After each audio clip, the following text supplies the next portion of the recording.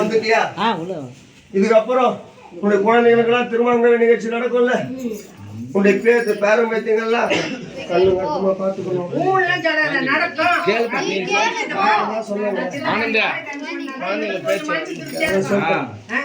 குழந்தைங்களுக்கு பேச்சு கொடுக்கணும், தெளிவா பேசணும்.